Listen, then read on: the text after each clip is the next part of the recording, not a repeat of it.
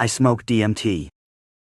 I smoked DMT earlier tonight, and the experience I had is something I still can't fully put into words. I'll do my best here, but know that no matter how I describe it, this feels like a feeble attempt to convey something so profound, so alien, and yet bizarrely familiar, that ordinary language doesn't quite cut it. It's as if I were handed a glimpse behind the cosmic curtain, and now I'm trying to paint what I saw using a box of crayons too small for the job. The moment of takeoff. I'd heard people talk about DMT before, how it launches you into another dimension, how you break through reality, how time folds in on itself. But the stories never prepared me for the actual moment. Everything happened the instant I exhaled that smoke. There was no gentle fade, no easing in. It was like hitting a cosmic on-off switch. One moment I was me, sitting there with my ordinary world in front of me. The next moment reality began to shatter. My first clear perception was that the entire visual field around me, including my own sense of self, started peeling backward into a brilliant white light. This wasn't a normal brightness like the sun or a lamp. It felt alive somehow, like a radiance that was more fundamental than anything in our everyday world. Within seconds, the external environment, the room, the furniture, my body, faded out, leaving only the white light behind. Right then, I remember my breath catching in my chest as if I were stepping off a precipice. Fear wasn't exactly the right word.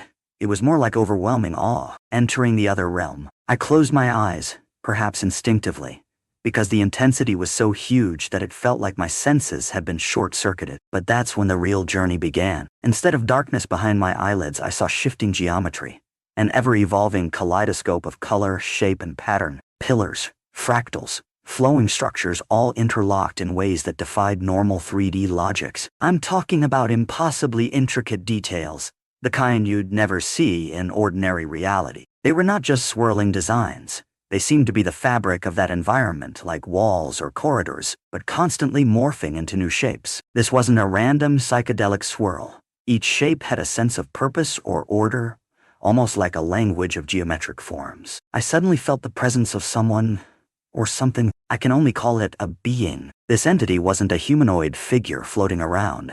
It was more like a consciousness that manifested as a structure of endless eyes. Each eye was made of shimmering color, blinking in and out of existence in a mesmerizing pattern. And yet, in some strange way, all those eyes formed one cohesive being. It communicated with me telepathically, but not in words exactly. It was more like an instantaneous understanding, as if entire paragraphs of meaning slid into my mind in a single pulse. The first message I received was, "Welcome home, we've been waiting. You've always had what you needed most." Even reading that back, it sounds so simple, but it carried layers of comfort, warmth, and a cosmic sense of belonging. The presence felt both ancient and intimately familiar, like reuniting with a part of myself I'd forgotten existed. The revelation of our nature. In that moment, I grasped that I wasn't the same I from my everyday life. My usual self, my name, my personality quirks, my life story, was all but gone. My sense of identity now felt both vast and minuscule,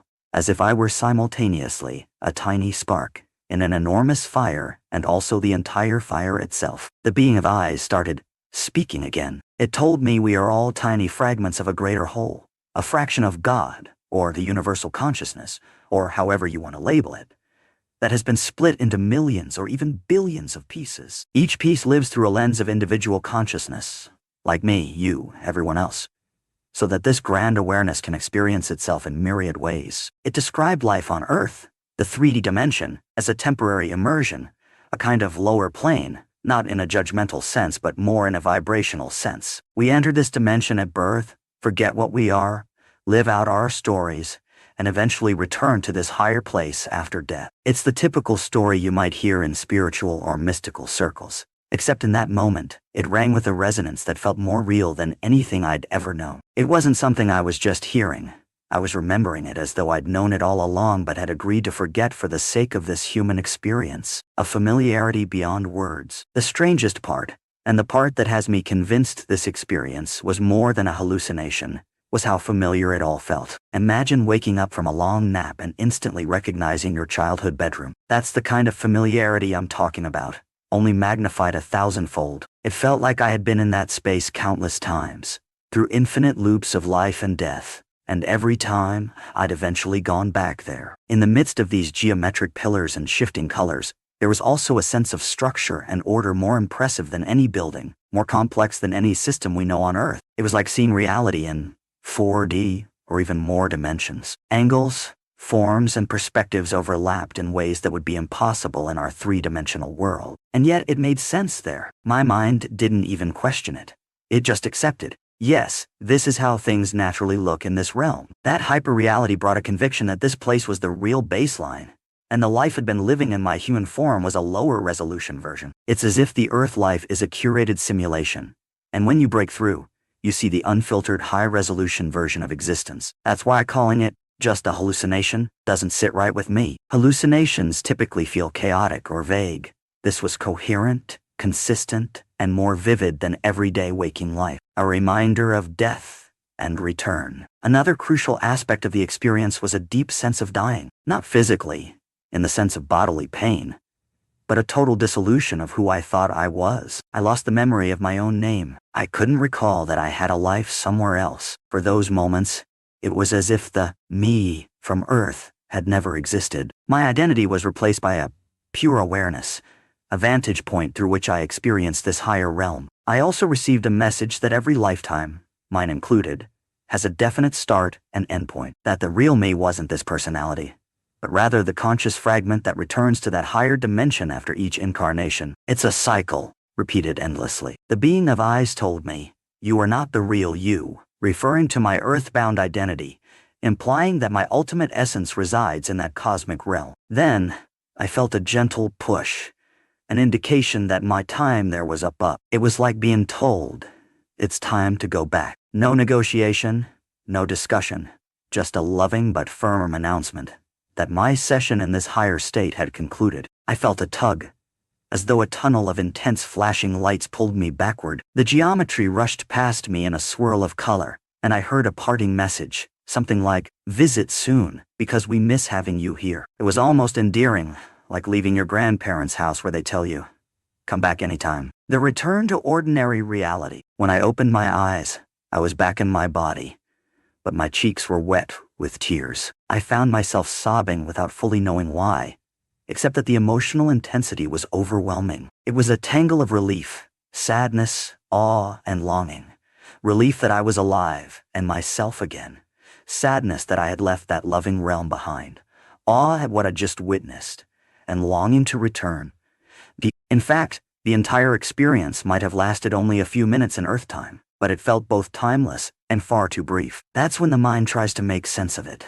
Was that just a drug-induced hallucination? Did my brain serve up a wild fantasy? But something in me refuses to accept it was a simple trick of biochemistry. The level of detail, the internal consistency, the vividness, and above all the sense of familiarity, all argue otherwise. It felt like pulling back a veil that I typically can't see past. Reflecting on the familiarity and reality, it's worth mentioning that as soon as I regained normal consciousness, I noticed how thin our 3D world felt compared to that realm. The life I'm living, my apartment, my routines, my daily concerns, suddenly seemed like a low-resolution simulation. It's not that I despise it or think it's worthless, but it felt lesser. Of course, I can't permanently abide in that higher place without departing my physical body for good, so for the time being, I have to treat it as a fleeting glimpse behind the curtain. I know how it all sounds. Outlandish, new agey, or possibly the ravings of a mind under the influence of a powerful psychedelic. And I get it.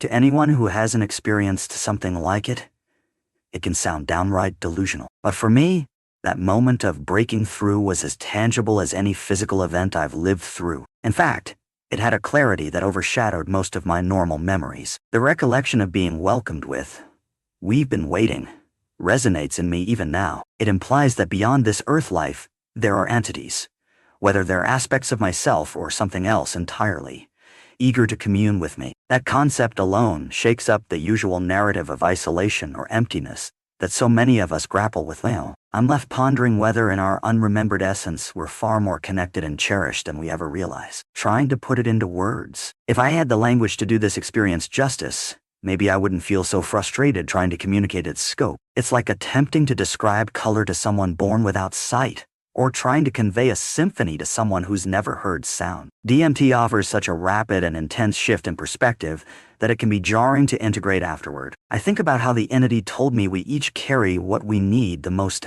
That line is still echoing in my mind. It suggests that every human is already complete at some profound level, but we just don't realize it here in the 3D. Maybe that's what the entire experience was trying to teach me. That I am, at root, a sliver of divine consciousness, briefly wearing a human costume. If that's true, then life's daily struggles, while not trivial, might be part of a grand tapestry we choose to weave for the sake of growth or experience. And maybe there's comfort in that thought. Even if life's pains and joys are all part of a cosmic game, it doesn't make them meaningless. It might mean they're woven with intention. After the trip, once the intensity subsided and I was firmly back to everyday awareness, I sat quietly, letting the tears subside. My heart pounded. I kept whispering, "That was so real. That was so real," as though I needed to reassure myself it hadn't just been a dream. In the hours since, I felt a sense of calm, a sense of perspective. Granted, it's hard to hold on to. Our normal reality is persistent and demanding. Bills, deadlines, relationships, responsibilities. Yet, a corner of my mind now pulses with the memory of that realm, reminding me that behind the scenes, there's more than meets the eye. So why do I think it wasn't just a hallucination? For one, the clarity. It was like experiencing HD vision in a world where I'd been used to fuzzy analog. 2, the sense of recognizing that place, knowing it from countless times before, even though I can't recall them in normal consciousness. 3, the bizarre ease with which 4D or higher dimensional geometry made perfect sense in that space. None of that feels random or sloppy. It feels structured, designed, purposeful. Parting thoughts. I'm not saying I've uncovered the ultimate truth of reality, or that I now have all the answers. DMT might tap into realms of the subconscious, or it might literally fling open doors to higher planes of existence. Perhaps both.